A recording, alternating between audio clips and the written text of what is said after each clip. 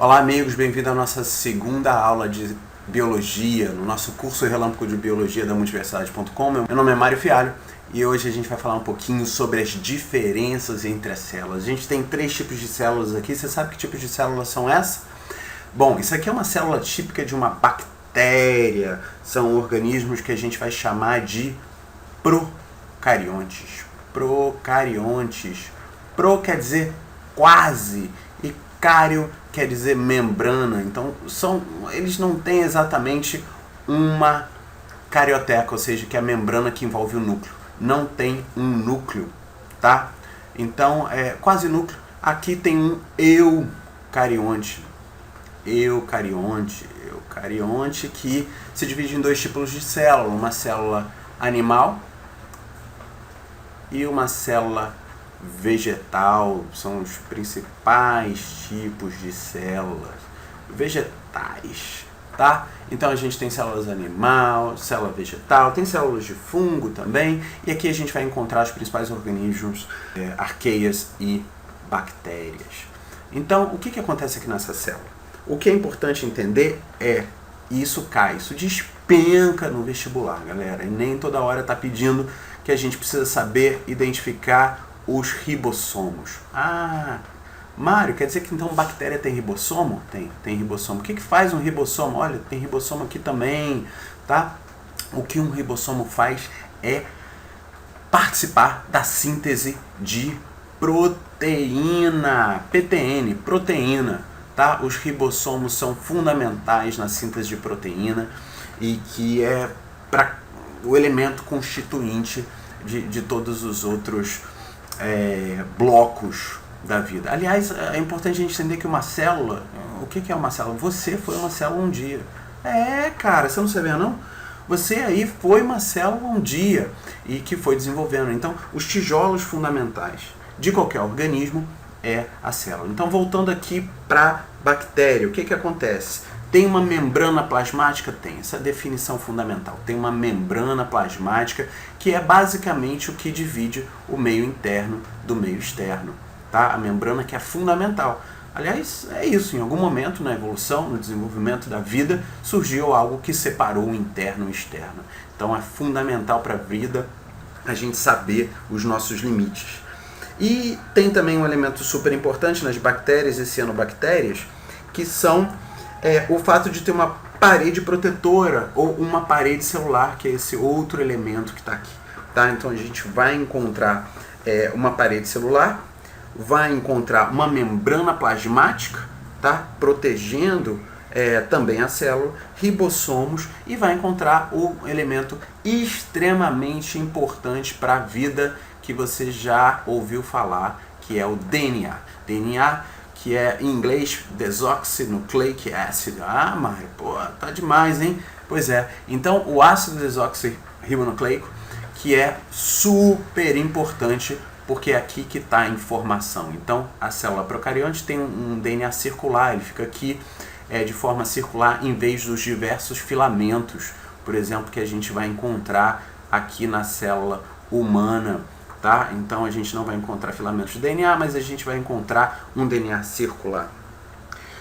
Mário, por que isso é importante? É importante porque os procariontes, eles são boa parte e causam doenças. A gente vai estudar depois o capítulo sobre doenças e como que as bactérias acabam participando, ajudando a nossa própria vida, mas também causando uma série de doenças. É por isso que a gente precisa trabalhar e higienizar sempre bem os ambientes para proteger-nos então das bactérias. Lembrando que a gente não fala mais o termo micróbio, tá? A gente usa aqui os termos que vão se referir aos organismos procariontes. Então, esses são os organismos mais primitivos, surgiram primeiro na evolução.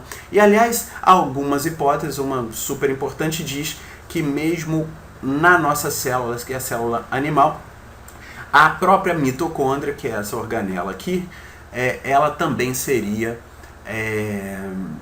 fonte e origem de um procarionte que foi assimilado pela célula eucarionte. Ah, Mário, que incrível, né? E outra coisa importante, o que são esses rabinhos aqui? Ah, esses rabinhos são os flagelos. Flagelos são importantes porque ajudam na locomoção e ajudam na obtenção de alimento, como se fosse um chicote. Tá? Flagelo importante aí que vai aparecer em diversas células e vai aparecer numa célula extremamente importante chamado de Spitz. Ah, Mário, o que é Spitz? É o espermatozoide. Espermatozoide, desculpem, gente, não chama Spitz, chama espermatozoide, que é o nomezinho que vai receber aquela célula tão importante que veio lá do papai e que se uniu ao ovo da mamãe, onde a gente então foi concebido. Olha que bonito, olha que bonito. Então as células, vamos para o lado de cá, as células então podem ser eucariontes. As células eucariontes são aquelas que têm uma série de organelas, guarda esse nome, organelas são super importantes. Então, o que as procariontes não têm? Procariontes não têm núcleo. E eucariontes, o que quer dizer eu? Eu quer dizer bom, tá? Então tem um cárion, tem um núcleo, tá? Extremamente bem definido, e é essa aqui, ó. Isso é por causa deste envoltório no núcleo aqui, tá? Essa carioteca, tanto aqui na célula vegetal quanto no animal, que a gente vai dar esse nome para esse grupo mais evoluído de células que vieram depois. A gente vai ter algumas organelas aqui, vamos ver quais são. Você sabe qual que é essa aqui? Muito bem, o nome dela é mitocôndria. Ah, Mário, por que mitocôndria? Não sei exatamente o nome de onde veio, não. Depois, se você souber, você posta embaixo, faz uma pesquisa no nosso amigo Google. Mas as mitocôndrias são super importantes porque aqui, olha, nas lamelas, na matriz da mitocôndria vai acontecer um processo extremamente importante chamado respiração celular, de onde vem toda a energia. A gente vai estudar em detalhes isso, ciclo de Krebs, cadeia respiratória, tudo isso vai vir nos próximos capítulos. Por enquanto é importante saber que a mitocôndria é onde a gente consome energia, onde a gente faz a respiração celular e gera energia para o resto da célula e consome, por exemplo, transformando glicose em ATP. Então, essa mitocôndria, essa vermelhinha aqui, não se esqueça, mitocôndria, fonte de energia. Aqui a gente tem o complexo de Golgi, tá? O complexo golgiense, tá na moda agora, o complexo de Golgi, que tem uma função super importante porque ela empacota e armazena substâncias da célula, como o que? Proteínas, glicoproteínas, polissacarídeos, tá? Tudo isso vai ser produzido aqui e transportado, tá? Depois nessas vesículas para fora, tá? Formas como exocitose. Isso aqui que está acontecendo é uma exocitose, tá? Que é uma forma da célula defecar.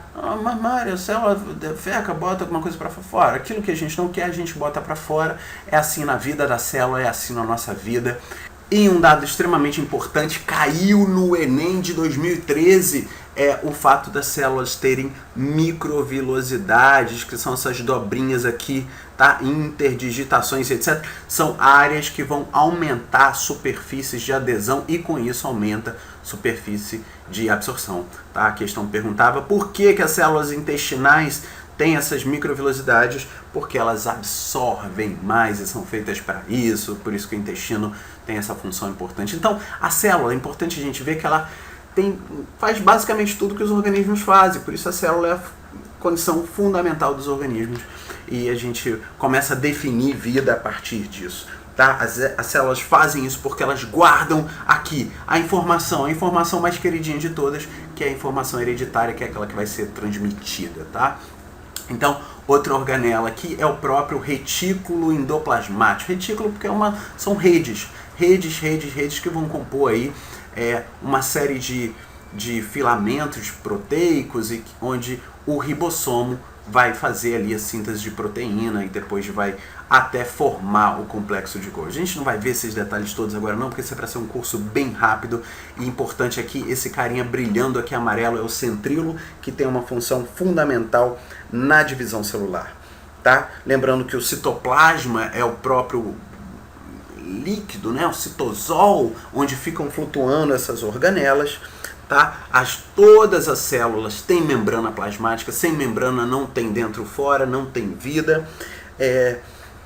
Os centríolos têm uma coisa super importante porque eles é que vão formar os flagelos, tá? Lá na formação que a gente vai estudar depois do espermatozoide, a gente vai ver o centríolo criando então aquela cauda e permitindo o movimento, e é extremamente importante na divisão celular, também a gente vai ver isso. Tá? Lisossomos são esses caras aqui muito legais e tem algumas variações, peroxissomos, não veremos isso agora, tá? Mas você pode guardar aí que o lisossomo é aquele responsável pela digestão e limpeza celular. Tá? São as suas enzimas que degradam as moléculas grandes em moléculas pequenas. Então faz aquela nossa digestão, aquilo mesmo que a gente faz. Tá? O núcleo, mais uma vez, o que define. Vamos ver aqui algumas diferenças, o que vai comparecer. Tá?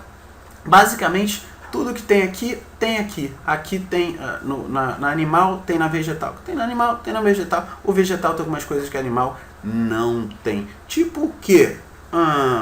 Cloroplastos? Cloroplastos. Tá? Então, mas e mitocôndria, Mário? A célula vegetal tem mitocôndria? Claro, cara, tem que ter mitocôndria, tá? Senão não tem geração de energia. Mas ela não produz alimento, ela produz alimento. Tá? Ela produz alimento, por isso elas vão constituir os seres autótrofos, aqueles que produzem o seu próprio alimento.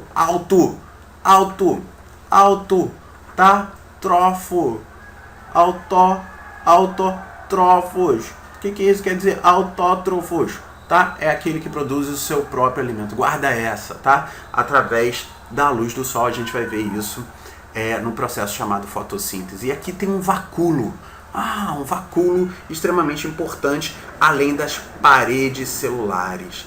Tá? A gente vai ver que alguns seres têm paredes bem sofisticadas. Por exemplo, fungos vão ter paredes de quitina, e aqui a parede da célula vegetal vai ser composta de celulose.